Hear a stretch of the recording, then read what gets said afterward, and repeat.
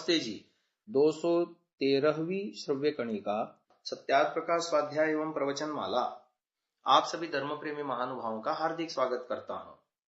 सत्यार्थ प्रकाश 7वां समोल्लास ईश्वर एवं वेद विषय चल रहा है, जिसके अंतर्गत ईश्वर स्तुति प्रार्थनोपासना के प्रकरण में तन्मे मनः शिव संकल्प मस्तु मंत्रों की व्याख्या आपके समक्ष आ रही है।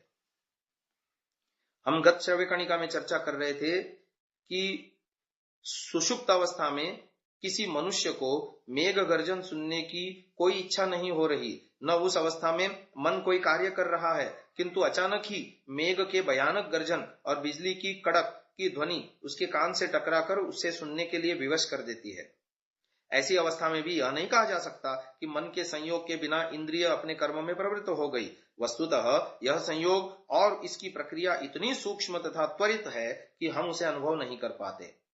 बाह्य अभ्यंतर विषयों का प्रत्यक्ष करने के लिए दैव मन जैसे जागृत अवस्था में इंद्रियों की सहायता से करता है, वैसे ही सोते समय भी स्वप्नावस्था में भी अंतर इंद्रियों के रूप में संस्कार रूपी चित्रों के द्वारा प्रत्यक्ष करता है। कर्मेंद्रियों का अधिष्ठाता होने से उनके द्वारा होने वाले सारे कार्य यक्ष मन के नियंत्रण में होते हैं। दैव मन तथा उसके अधीनस्थ इंद्रियां सत्वगुण प्रधान तत्वों से बनी है। यक्ष मन में रजोगुण प्रधानता है और उसके अधीनस्थ कर्मेंद्रियों का निर्माण भी रजोगुण प्रधान भूतों से हुआ है।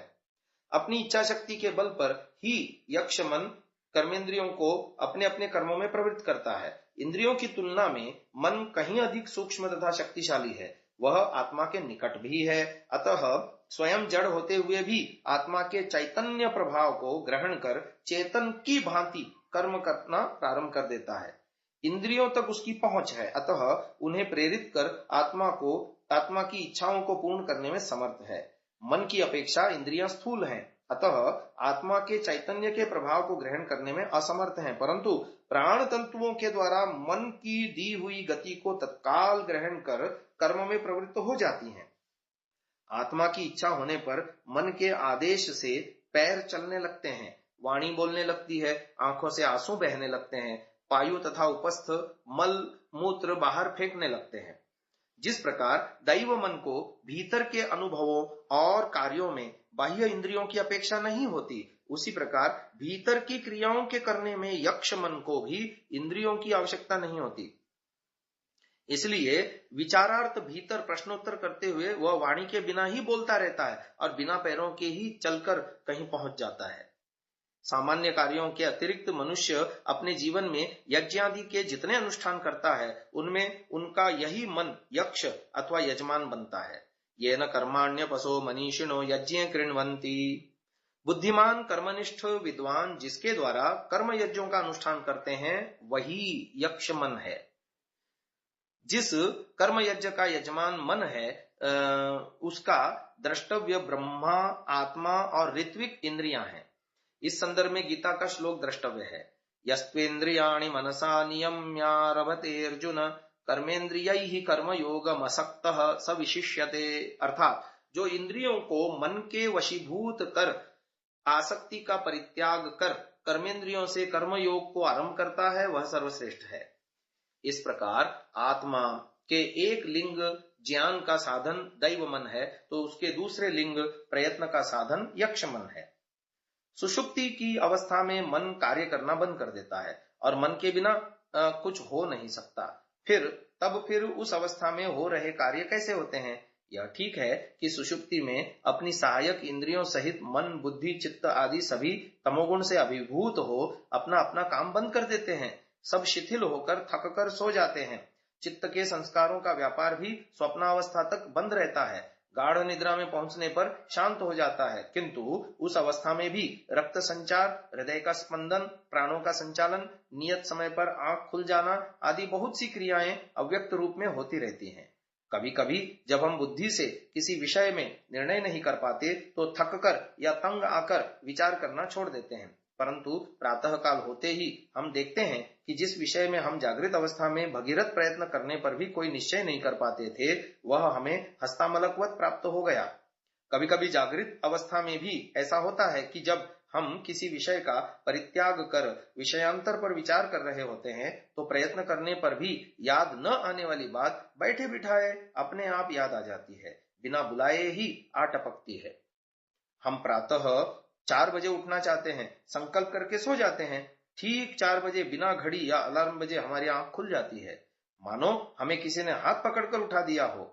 तो क्या यह सब किसी के बिना ही किए हो जाता है? नहीं, ऐसा यह ऐसी सत्ता है जिसके बिना कुछ नहीं हो सकता। जब गाढ़ निद्रा में तमोगुण की वृत्ति बुद्धि और चित्त सहित दैव यानी यक्षमन को भी हाथ पैर बांधकर जैसे सुला देती है, तब आवश्यक कार्यों में मन का धृति नामक विभाग प्रवृत्त रहता है।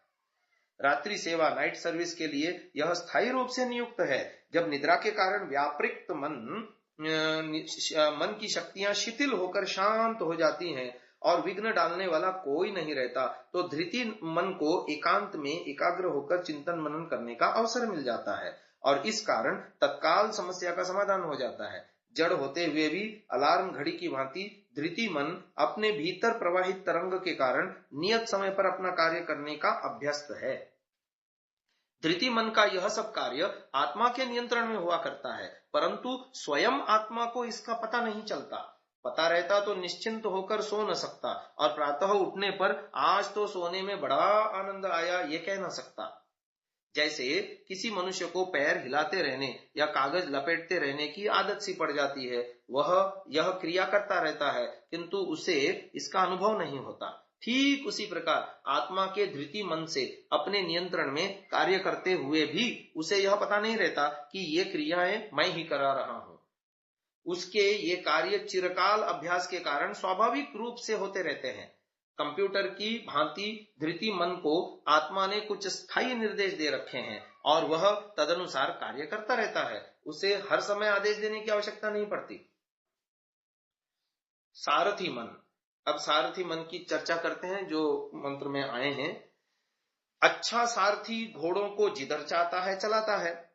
इंद्रियों का स्वस्थ और बलिष्ठ होना जितना आवश्यक है उतना ही आवश्यक यह है कि इंद्रिय रूपी घोड़े जितने अच्छे सधे हुए हों कि उनका एक एक पैर सारथी की इच्छा अनुसार पड़े। घोड़ों को नियंत्रण में रखने के लिए सारथी को रस्सी की आवश्यकता पड़ती है।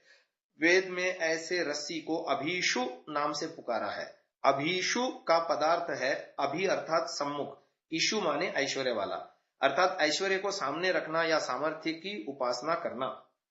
मनुष्य के सारथी मन के संदर्भ में अभीषु का अर्थ होगा संचालन या नियंत्रण में सामर्थ्य। समर्थ सारथी वही होगा जिसमें अपनी इच्छा अनुसार अपनी शक्तियों का प्रयोग करने का साहस होगा। जागृत तथा सुषुप्त अवस्था में दूर दूर तक दौड़ लगाने वाले मन को यदि आत्मा अपने वश में नहीं रख सकता और मन इंद्रियों के कान नहीं ऐंठ सकता तो मोक्ष मार्ग की यात्रा सुखद नहीं हो सकती। अतः स्वामी आत्मा के लक्ष्य को जान वहां पहुंचने के मार्ग का निश्चय कर निर्विघ्न यथास्थान पहुंचाने वाला ही सुशारथी पद का अधिकारी होगा। अब बात आगे आती है जविष्ठ मन की। भौतिक जगत में प्रकाश की गति सबसे अधिक मानी जाती है, 1 सेकंड में 1,86,000 मील, किंतु मन की गति का गणित की भाषा में निश्चय करना असंभव है। इसीलिए उसके लिए अतिशय बोधक जविष्ठ पद का प्रयोग हुआ है। जविष्ठ मन बड़ी से बड़ी बाधा आने पर भी कार्य सिद्धि से पहले नहीं रुकेगा। मनस्वी व्यक्ति ही कार्यम व साधेयम शरीरम व पातयेयम जैसी घोषणा करने का साहस कर सकेगा। यही जविष्ठ मन स्वेच्छाचारी हो जाने पर मनुष्य को क्षण भर में मृत्यु के मुख में ढकेल देगा। यम नियम आदि के द्वारा इसकी वृत्तियों को वश में करके इसे शिव संकल्प में बना देना ही योग है। इंद्रियों के शिथिल, निष्क्रिय अथवा नष्ट हो जाने पर भी मन की सत्ता यथातथ्य बनी रहती है। शरीर के बूढ़ा हो जाने पर भी मन जवान रहता है। तृष्णा न जीर्णा वयमेव जीर्णा भर्तृहरि के इस कथन में प्रकारांतर से मन के अजीर होने की ही व्याख्या है। यानी जो मंत्र में कहा गया कि मन कभी बूढ़ा नहीं होता, यही वो बात है। आगे की चर्चा हम अगले श्रव्य कणिका में करेंगे। इसको यहीं विराम देते हैं। ओम।